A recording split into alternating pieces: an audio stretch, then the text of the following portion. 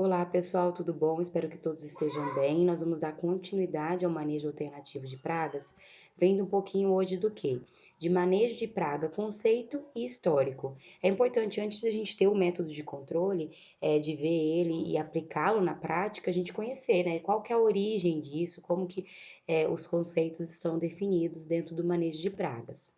Então, o que que é? O manejo integrado de pragas. O manejo é a habilidade de manusear de forma adequada e racional. Então, você realizar um manejo, né? E esse manejo deve ser integrado, ou seja, diferentes métodos, você utilizar vários métodos diferentes de controle de forma integrada. E qual que é o objetivo disso, né?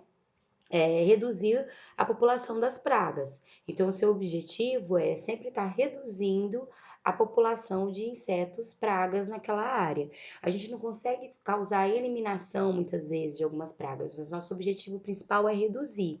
E ainda no manejo alternativo, um dos grandes objetivos também é manter naquela área a biodiversidade.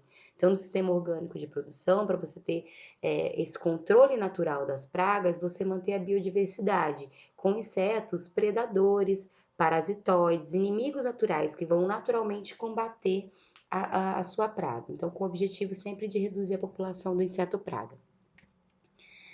Então, o método integrado de controle é o que? O uso de diferentes métodos de controle de forma bem organizada e harmoniosa, com o objetivo de atingir o controle efetivo das pragas a longo prazo. Então, manter a população dela sempre em níveis baixos. A gente sabe que um único método de controle não é suficiente hoje para fazer isso, para alcançar o nosso objetivo. Então, nós temos que ter a integração de vários métodos diferentes. E depois nós vamos estudar cada um desses métodos. Então, como surgiu o manejo de praga, né?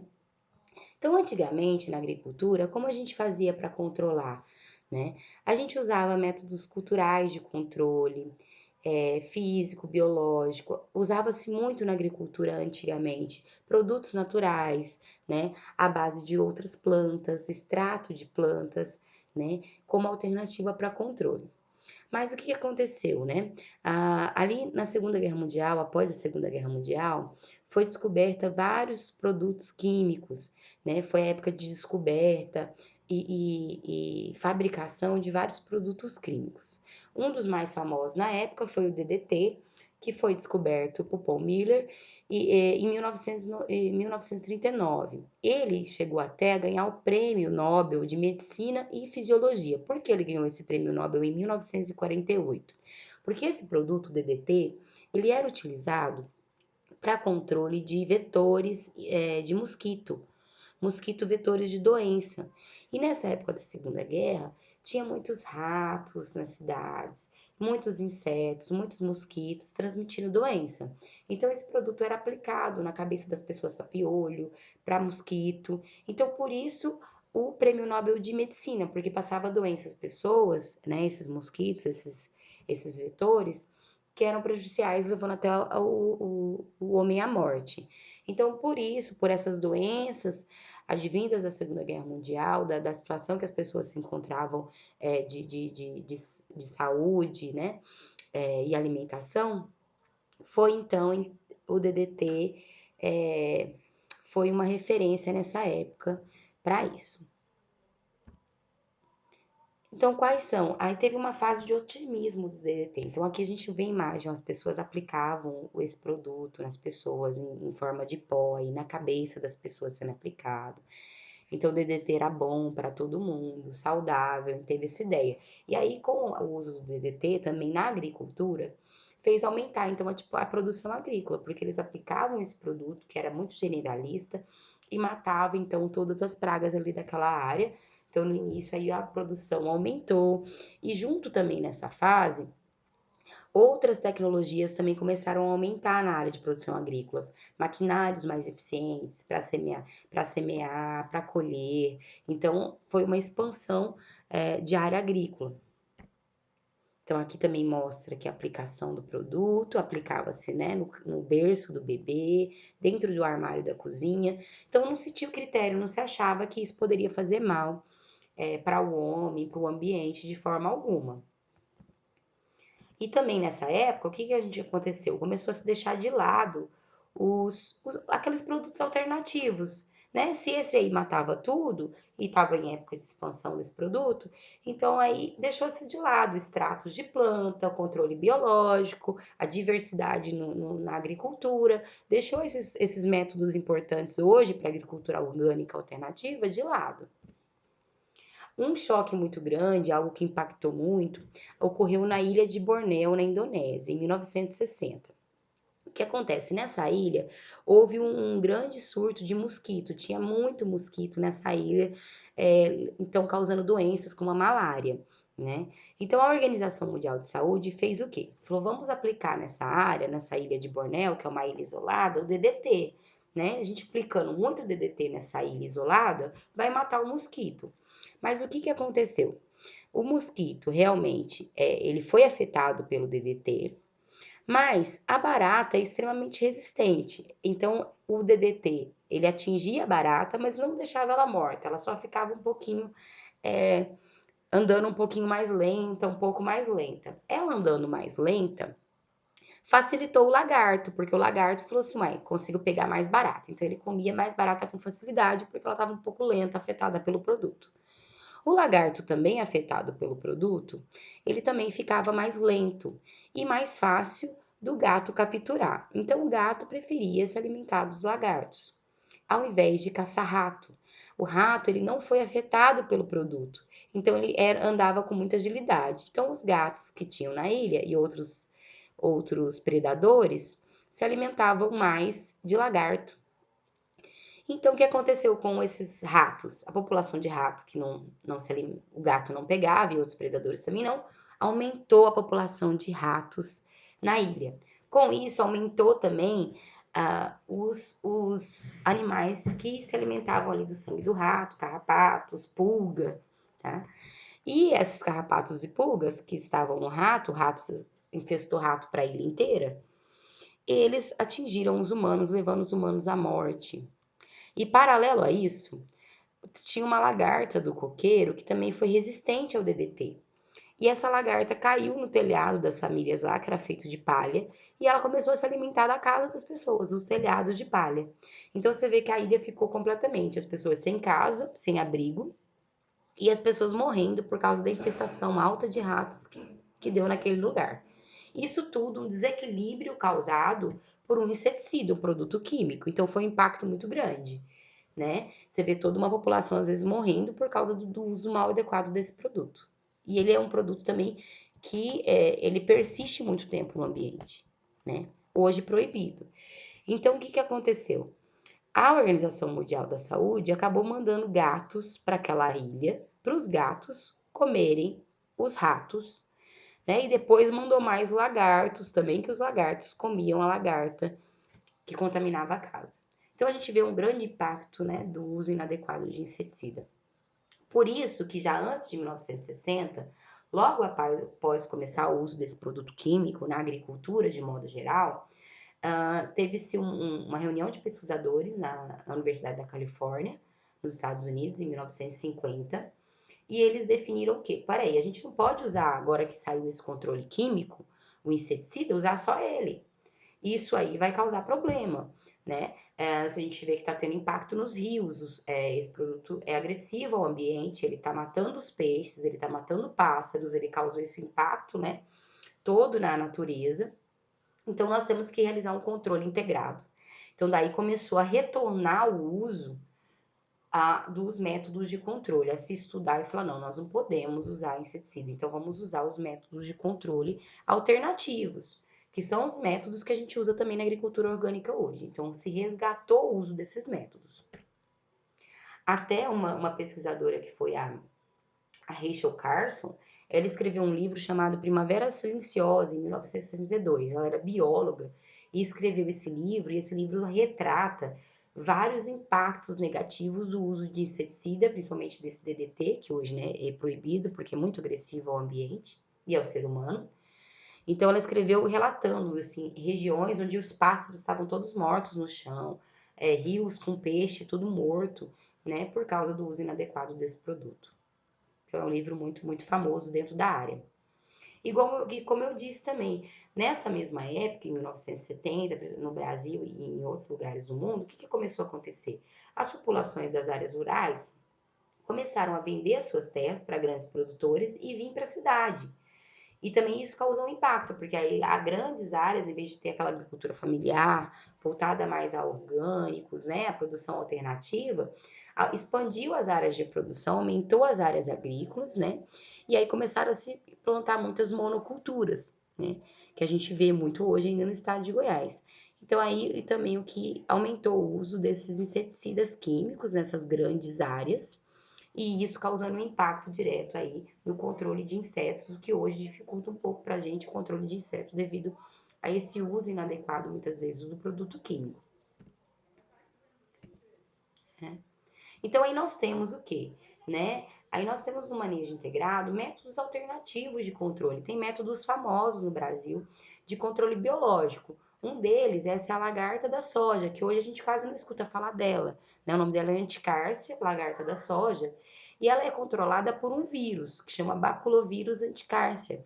Quando a soja começou a se expandir no Brasil, em 1970, na região sul, primeiro, antes de vir aqui para o estado de Goiás, utilizava-se para controle dessa lagarta da soja somente o baculovírus, né? E como que fazia-se a produção desse vírus? Se coletava as lagartas mortas no campo, né? Fazia uma mistura, né? Batia-se no liquidificador, fazia uma calda de mistura e aplicava-se novamente, então, o vírus na área, que atingia a lagarta e matava a lagarta. Você vê, um método alternativo de controle muito eficiente. Né? Aí a gente também tem para tomate, produção, principalmente em produção de estufa. Tomate de mesas produzindo em estufa, a gente consegue fazer a liberação de uma vespa. E essa vespa parasitoide coloca os ovos dentro do ovo da traça do tomate, uma praga importante para a cultura. Aqui está o adulto da traça do tomate e os ovos. Né? Então, realizando o controle também biológico, aí um controle alternativo desse inseto. Então foram duas situações no Brasil, porque a lagarta, a traça do tomate, chegou no Brasil em 1975, no Paraná. Quando ela chegou, ela acabou com as áreas de produção de tomate. Então, qual foi a solução? A liberação no campo, nas áreas de tomate, dessa vespa. E aí ela realizou o controle e diminuiu a população da traça do tomate na época que ela foi introduzida no Brasil. Então, no manejo integrado, o que a gente tem? Né? No manejo, a gente falou que o manejo é a integração, a interação de diferentes métodos. A gente vai ter um controle natural na área.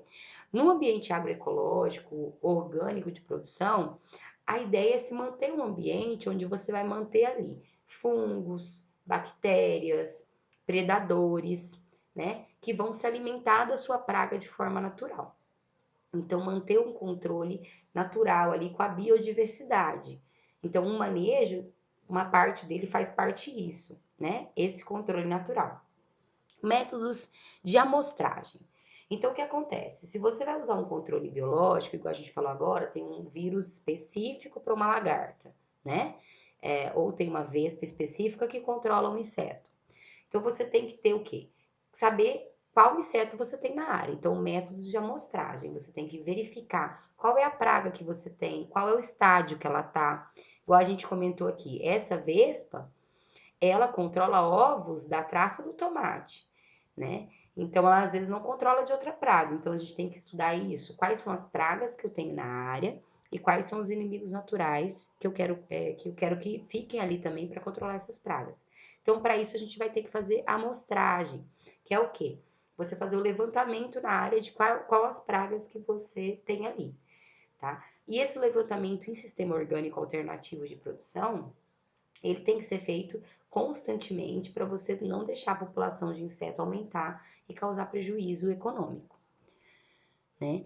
E aí também tem a biologia do inseto. Então, para cada sistema, igual eu já disse, eu vou postar alguns materiais para vocês de algumas pragas para alguns sistemas de produção orgânica, vocês têm que conhecer.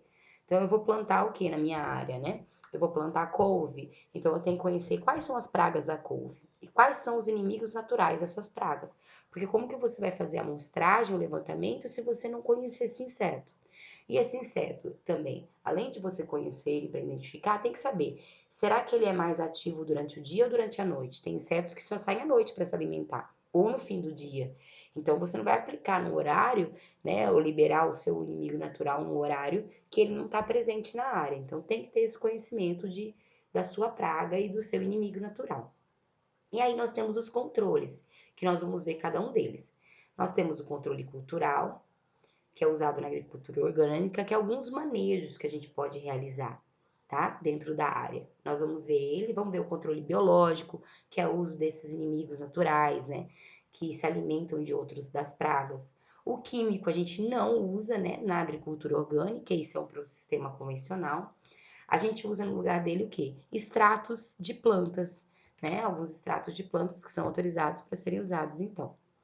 Resistência de planta. A planta também nós vamos ver esse método de controle. Algumas cultivares, algumas variedades, elas têm uma capacidade maior de resistir ao ataque de um inseto. Ou porque elas podem ter mais pelo, ou porque ela tem alguma substância química que ela produz que repele esse inseto, que afasta. Então nós vamos ver isso também. E controle físico, mecânico, alguns legislativos que são leis. Então, nós vamos ver vários métodos de controle para que vocês possam, então, no sistema de produção orgânico de vocês, poderem aplicar esse método em campo, na parte prática. Então, qual que é a importância do manejo? Primeira coisa que você tem que saber para você poder fazer um manejo: reconhecer a praga. Você tem que reconhecer o inseto praga daquela cultura que você vai trabalhar. Quais são os danos que ela causa e quais são os inimigos naturais dela, que você tenha para você manter eles ali na área. Seja colocando uma planta que vai atrair eles para a área, então tem que conhecer. Saber o período mais sensível da cultura. Então, essa cultura, ela é sensível a essa praga numa época determinada, né? Às vezes, ela vai atacar a praga só no fruto, né? Então, percevejo de fruto, ele não vai atingir a planta antes. Então, vai ser só nesse estágio.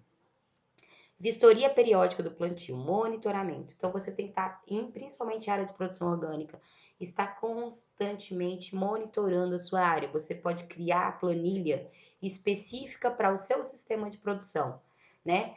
Se for horta, se for frutífera, você pode criar um sistema específico de monitoramento da melhor forma para você saber quais insetos tem naquela área, quais as pragas que tem. Momento de controlar, né? Pode ser preventivo ou curativo, depende do método que a gente vai estar escolhendo e usando. E seleção e uso planejado dos métodos de controle. Então, nós vamos ver cada método de controle para saber se a gente vai usar ele de forma preventiva ou vai usar ele de forma curativa. Então, aqui a gente tem um monitoramento aí, ó, várias formas. Aqui a pessoa realmente tem uma pessoa com a planilha que foi desenvolvida. Algumas planilhas e alguns materiais que eu vou passar para você vai ter, e outros você pode, né, desenvolver para sua área. Então, aqui ele está observando de forma assim com as mãos mesmo as folhas. Aqui o método de batida, ele está com uma bandeja branca, ó, que facilita a visualização do inseto. Então, em área de tomate, ele vai no ponteiro e dá uma sacudida aqui na folha e os insetos caem na bandeja. Ele faz a contagem de insetos e qual que é o inseto presente na área. Placa adesiva. A gente vai ver ainda em outras aulas que tem algumas cores e placas adesivas com cola que são atrativas a alguns insetos. A gente também pode usar alguma armadilha de água. A armadilha para mosca das frutas tem produtos específicos que são colocados aqui que atraem esse inseto. A gente vai ver também mais para frente outros tipos de armadilha. Aqui é uma armadilha com feromônio. A gente vai ter uma aula só de feromônio, que é o quê? Um atrativo, né? O feromônio é substância química que é liberada por indivíduos de mesma espécie para interação, né, entre eles. Então, a gente coloca o feromônio aqui e acaba atraindo a fêmea ou o macho, e ele fica grudado, pregado aqui assim, porque tem cola aqui nessa estrutura de armadilha. E a armadilha luminosa também acaba atraindo ali o inseto, a gente pode monitorar e controlar. Bom, pessoal, era isso. Então, a gente viu um pouquinho sobre a história do manejo, né? E agora nós vamos conhecer os métodos de controle. Lembrando que é muito importante vocês estudarem as culturas de interesse de vocês, quais as pragas, né? Principalmente para quem vai atuar nessa área, pretende atuar com agricultura orgânica, seja para produção de horta ou para uma frutífera, tem que conhecer as pragas para os métodos de controle a gente ir trabalhando posteriormente.